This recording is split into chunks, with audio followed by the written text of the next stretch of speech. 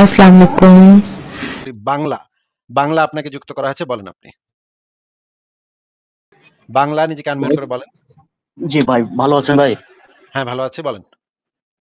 ভাই, আমার একটা কোশ্চেন ছিল। তো মানে এখানে বললে তো আর সমস্যা নেই। না এখানেই তো বলবেন ভাই। আর তো কোথাও নাই। আর তো কোনো জায়গা নেই বলার। এখানেই বলা যাবে, বলতে হবে আরকি। না, আমি বলতে চাচ্ছি যে এখানে বললে তো মানে অন্য কোনো ব্যক্তিত্ব মানে কোনো সমস্যা এই রকমের কিছু। অন্য কোনো ব্যক্তিত্ব সমস্যা মানে মানে বুঝতে পারছি হ্যাঁ, তো। ব্যক্তিগত ব্যক্তিগত মানে কোনো সমস্যার সম্মুখীন হতে হবে এরকম কিছু। না আপনার নাম তো আপনি দিয়ে দেন নাই। আপনার ছবিও দেখা যাচ্ছে না। আপনি কে আমি তো জানি না, কেউই জানে না। আম আচ্ছা, আচ্ছা। তাহলে আপনাকে তাহলে তো ভাই খুঁজে পাওয়া কোশ্চেনটা করি। তাদের কারো পক্ষে সম্ভব না। যদি না আপনার আচ্ছা, গলা খুব ভালোভাবে কেউ চেনে, আপনার কণ্ঠস্বর খুব ভালোভাবে যারা চেনে তারা শুধু বুঝতে পারবে। আচ্ছা, আচ্ছা। বাংলাদেশে যে সম্প্রতি সময়ে যে সংকটময় পরিস্থিতি চলছে, তো এই মুহূর্তে কিছু ধর্ম ব্যবসায়ী লোক আছে টাকার বিনিময়ে তো কিছু, কিছু ব্যক্তিত্ব মানে ধর্ম ত্যাগ করাচ্ছে আরকি। আরকি এ বিষয়ে একটু আলোচনা যদি করেন। টাকার বিনিময়ে ধর্ম ত্যাগ করাচ্ছে। কোন ধর্ম জি, ত্যাগ জি, জি, জি। করাচ্ছে? উম টাকার বিনিময়ে এখন তো বুঝতেই পারছেন বাংলাদেশ ইসলাম প্রধান দেশ তো কি সেই কি হিসাবে প্রশ্ন কি প্রশ্ন করেছি? টাকার বিনিময়ে কোন ধর্মটা ত্যাগ করাচ্ছে? ইসলাম ধর্ম নাকি এটা হিন্দু ধর্ম ত্যাগ করাচ্ছে? জি, যারা সংখ্যালঘু আছে বাংলাদেশে তাদের প্রলোভন দেখিয়ে আরকি এরকম হচ্ছে আরকি। আচ্ছা, এটা তো অনেক বছর ধরেই হচ্ছে। এটা অনেকদিন ধরেই হচ্ছে। আজকে নতুন কিছু না এটা। বহু বছর ধরেই নানা ধরনের ভয়ভীতি দেখিয়ে, হুমকি-ধামকি দিয়ে, জায়গা সম্পত্তি দখল করে নেয়ার কথা বলে, তারপরে এইটা নানাভাবেই মানুষকে ধর্মান্তরিত করা হয়। এগুলা পুরনো বিষয়। এগুলো নিয়ে আমরা আলোচনা করেছি অনেকবার। অনেক আলোচনা হয়েছে। বাংলা ভাই আপনি কি আর কিছু বলবেন আমাদের? না, না, না, না। ঠিক আছে। ঠিক আছে ভাই, তাহলে ভালো থাকবেন। আপনার জন্য শুভকামনা রইলো। আপনাকে তাহলে বিদায় জানাই আমরা। পরের জনকে যুক্ত করি মিলন। মিলন আপনাকে যুক্ত করা হয়েছে। বলেন আপনি। আসিফ ভাই ভালো আছেন? হ্যাঁ, ভালো আছি। আশা করি আপনিও ভালো। বলেন তাহলে। আচ্ছা আসিফ ভাই, আমি একটা ব্যাপারে কথা বলতে চাচ্ছিলাম, যে সেটা হচ্ছে মানে আমার ফ্যামিলি হচ্ছে আপনার ইসলামিক মাইন্ডেড, খুবই কনজারভেটিভ আর কি ইসলামিক দিক দিয়ে। যেমন মনে করেন যে সকালবেলা ফজর নামাজের জন্য ডাকা হয় এরকম আর কি। তো আসলে তাদের আমার যে বর্তমান যে ধরনের মেন্টালিটি, আমি আসলে তাদেরকে বোঝানোর মতো না, এবং বুঝালেও যে তারা বুঝবে না এটা আমি 100% কনফার্ম। মানে এখন অনেক সময় দেখা যায় যে অনিচ্ছা সত্ত্বেও ফজরের সময় ওঠা লাগতেছে, বা বিভিন্ন সময় নামাজে যাওয়া লাগতেছে, মানে এরকম আরকি ব্যাপারটা। হ্যাঁ ভাই মানে যাবেন, নামাজে যাবেন। মাঝে, মাঝে আলহামদুলিল্লাহ, সুবহানাল্লাহ এগুলো বেশি, বেশি বলবেন। নিজের পরিবারের সাথে থাকতে হলে নিজের পরিবারের যতদিন পর্যন্ত আপনি আত্মনির্ভরশীল না হন, ততদিন পর্যন্ত তো আপনাকে এই জিনিসগুলা মানতেই হবে। এটা কিছু করার নাই। আমরা এই পরামর্শই সবাইকে দেই যে পরিবারের সাথে আ সুসম্পর্ক বজায় রাখেন। পরিবার যদি না বোঝে বিষয়গুলা তাহলে তাদের সাথে এমন কোনো বিষয় আলোচনা করবেন না, যেটাতে আপনার নিরাপত্তা বিঘ্নিত হয় বা আপনার কোনো প্রবলেম হয়। যেটা আপনি করতে পারেন তাদেরকে নানা ধরনের প্রশ্ন করতে পারেন বা নানা ধরনের জিজ্ঞাসা করতে পারেন, যে জিজ্ঞাসার সুরে যে এটা তো আমি বুঝতে পারছি না, এটা আমাকে বুঝায় দাও বা এটা আমাদের একটু এই বিষয় নিয়ে আরেকটু আলোচনা করি আসো। কিন্তু তারপরে যদি তারা না বুঝতে চায় বা তারা একেবারে গোঁড়া হয়, তখন তো আপনি তাদেরকে মানে এই জিনিসগুলা বাদ দিয়ে আপনি নামাজি পড়েন। মাঝে, মাঝে শুক্রবারের নামাজটা পইড়া আসেন। অসুবিধা কি ভাই? মানে ওইখানে গিয়ে আপনি তাল গাছে এক পায়ে দাঁড়িয়ে এই সূরা পড়বেন। তাল গাছে এক পায়ে দাঁড়িয়ে না, সব গাছ তারপরেও ছাড়িয়ে ব্যাপারটা খুবই অকওয়ার্ড ফিল হয় যে আসলে কি করতেছে, বা এগুলো যখন দেখি যে আসলে মানুষজন কি করতেছে, মানে খুব অকওয়ার্ড লাগে ব্যাপারগুলো। এখানে একটা ব্যাপার সেটা হচ্ছে ঠিক কিন্তু ভাই নিজের পরিবার তো সবচাইতে ইম্পোর্টেন্ট। নিজের পরিবারের থেকে ইম্পোর্টেন্ট তো কিছু নাই। এখন পরিবারের জন্য অনেকেরই অনেক কিছু করতে হয়। সেটা কিছু আমাদের হাতে নাই এগুলা। আমাদের সময়টা এমন না যে আপনি আপনার মত পরিবারের ভিতরে বসেই আপনার মতটাকে আপনি তাদের সামনে তুলে ধরতে পারবেন। তারাও তাদের মত তুলে ধরতে পারবে। এরকম পরিবেশ তো আমাদের আসলে নাই। এখন এটা তো কিছু করার নাই ভাই। আচ্ছা, এখানে আমার বাবা সবসময় একটা কথা বলে, মানে ব্যাপারটা হচ্ছে আমি একটু শেয়ার করি, মানে যেখানে ওনারা খুব বেশি কনফিডেন্ট ফিল করে। আমার বাবা হচ্ছে আপনার মানে কৃষক ফ্যামিলির সন্তান থেকে এক সময় শহরে আইসা এখন দেশে বিদেশে ব্যবসা বাণিজ্য করতেছে। এখন এটার সম্পূর্ণ ক্রেডিট সে আল্লাহ দেয়, এবং সে অলওয়েজ নামাজ রোজা, মানে রোজার মাসটারও রোজা রাখে, নামাজ পড়ে 5 ওয়াক্ত, এই ধরনের মেন্টালিটি ওনার মধ্যে আর কি। এবং উনি মনে করে যে ওনার সবচেয়ে বেশি বিপদের সময় সাপোর্ট আল্লাহ দিছে। ওনার ভিতরে এই জিনিসগুলা আসলে কিভাবে আসছে, আমি মাঝে মাঝে ডাউট ফিল করি যে আসলে ওনার ভিতরে এতটুকু কনফিডেন্স কিভাবে আসলো। এটা নানা কারণে তো আসতে পারে। অনেক সময় অনেক বিপদ থেকে মানুষ রক্ষা পাইলে তখন তারা ভাবে যে এটা নিশ্চয়ই আল্লাহ করছে। হ্যাঁ? কিন্তু দেখা যায় যে একজন হিন্দু ব্যক্তিও সে এর থেকে বড় বিপদ থেকে রক্ষা পেয়ে গেছে। আপনার বাবা জি জি। কৃষক থেকে এই পর্যন্ত আসছে। ভারতে দেখেন ভারতের প্রধানমন্ত্রী সে ছিল চাওয়ালা, চায়ের দোকানদার।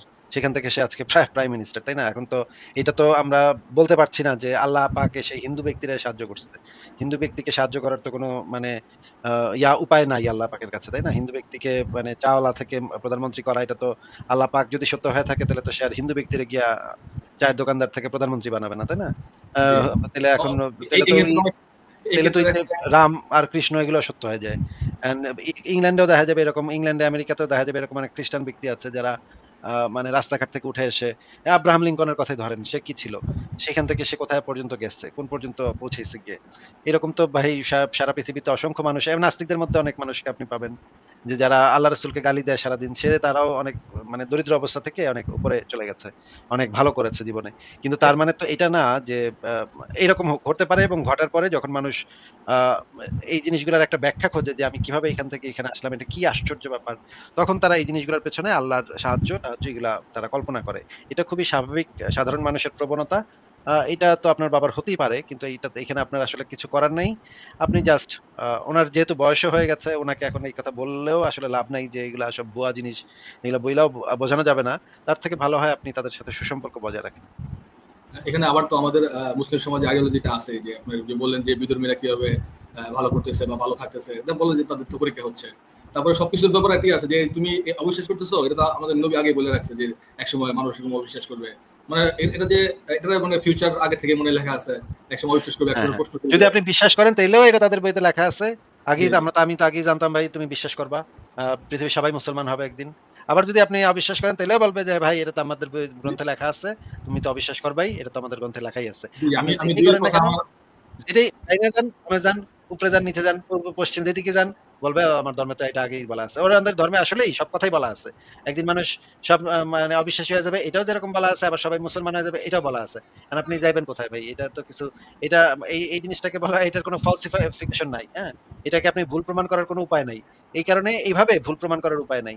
এই কারণে যে জিনিসটা করতে হয় যে ধর্মগ্রন্থের টেক্সট ধরে আমাদের আলোচনা করতে হয় যে কোনখানে কি লেখা আছে। হাদিস, কোরআন ধরে আমরা যেভাবে আলোচনা করি লাইভে, সেভাবে আলোচনা করতে হয়। যে আমি এই ব্যাপারে মানে সামান্যতম আরকি ২-১ টা কোয়েশ্চেন মানে আমার আম্মুর সাথে করছিলাম। তো আম্মু বলতেছে এগুলো হচ্ছে কিয়ামতের আলামত। মানে এর আগে থেকে বলা আছে কিয়ামতের আগে এরকম হবে। এই আরকি এই ধরনের অবস্থা। আচ্ছা আসলে আমি আরেকটা ব্যাপারে একটু কথা বলতে চাচ্ছিলাম। আমি যখন বিশ্বাসী ছিলাম ওই সময়ে তখন ওই আজহারি বা আবু আদনান তোহা তাদেরকে আমার মানে খুব লজিক্যাল পারসন মনে হইতো। কিন্তু এখন আস্তে, আস্তে আমি তাদের বক্তব্যগুলা বা কিছু যখন রিসার্চ কইরা আগে তো শুধু শুনতাম, এখন তো শোনার পরে একটু দেখি যে আসলে যা বলতেছে তা কি বলতেছে। মানে মনে হচ্ছে যে আবু আদনান তোহা আসলে উনারা আসলে কি করতে চাইতেছে?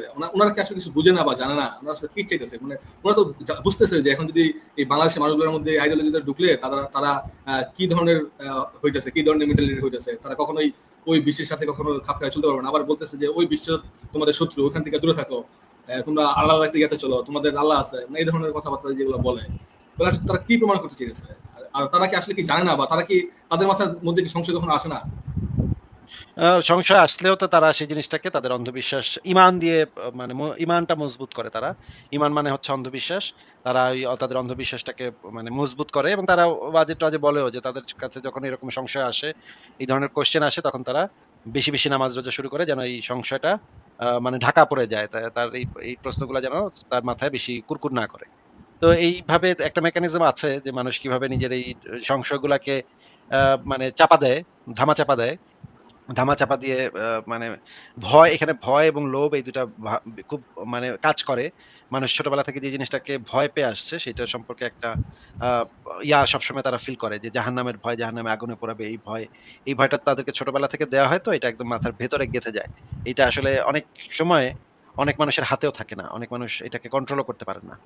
তো আপনি ওনাদেরকে বেশি আ দেওয়ার কোনো প্রয়োজন নাই। যেটা হচ্ছে সেটা তো হবেই। কিছু করার নেই। জি, জি। না এরপর উনারা যে ধরনের বক্তা বা উনাদের যে পরিমাণে মানুষজন ফলো করে, যেমন খুব ইজিলি বলতেছে যে আপনার এই সিদরাতুল মুনতাহা সবকিছুর উপরে আকাশের উপরে কুল গাছ এবং এটা তোমরা বিশ্বাস করবা, এটা তো ইউরোপের বললে বিশ্বাস করতা, আমরা বললে বিশ্বাস করব না। মানে আমাদের কনফিডেন্স লেভেল যে এবং মানুষ যে জিনিসটা এত কনফিডেন্স নিতেছে, মানে বৈজ্ঞানিক কোনো ব্যাখ্যা-ট্যাখ্যা নাই, মানে বলতেছে যে এটাই নিতে হবে, এটাই কনফার্ম, ওরা ভুল। এতটুকু কনফিডেন্সলি সবাই নিয়ে আগায় যেতেছে। মানে ব্যাপারটা খুবই অকওয়ার্ড লাগে আমার কাছে। হ্যাঁ, মানে কি উদ্ভট বিষয় যে সাদা আসমানের উপরে একটা কুল গাছ, তার উপরে মানে কি একটা অবস্থা ভাই। হ্যাঁ, মানে আমি তারপর ওনার বুঝতে ওনার পারছি না। কথাবার্তা বা ওয়াজ শুনে মনে হয় উনি একটা জিহাদি কাফেলা তৈরি করতে চাইতেছে যে সবাই জিহাদি হয়ে যাও, তোমাদের একসময় জিহাদ করতে হইব, এরকম একটা ব্যাপার। এবং এটা খুব হ্যাঁ, ওনার কাছে মনে হয় না যে আমার কাছে মনে হয় যে উনি ফুললি কনফিডেন্ট তিনি কাজগুলো করতেছে এবং বুঝতেছে যে সবকিছু ওনার মতো হইতেছে এরকম। হুম। ঠিক আছে মিলন ভাই, আপনার সাথে কথা বলে ভালো লাগলো। আর কি কিছু বলবেন আপনি? না আসিফ ভাই ঠিক আছে, আপনাদের ধন্যবাদ। আপনারা আসলে যা করতেছেন এটা আসলে হয়তোবা আপনারা বেঁচে থাকতে এটার সম্ভাবনা পাবেন কিনা আমি জানি না, কিন্তু একসময় আসলে আপনাদের নিয়ে বিশাল লেখালেখি হবে। অবশ্যই আমি আশাবাদী। অবশ্যই ঠিক পারলে আছে। আপনাদের একটা ফেল করবো ভাই। সাথে ঠিক থাকবেন। আছে মিলন ভাই, ভালো থাকেন। তাহলে বিদায় জানাই আপনাকে। ঠিক আছে। ঠিক আছে, তাহলে পরের জনের কাছে চলে যাই।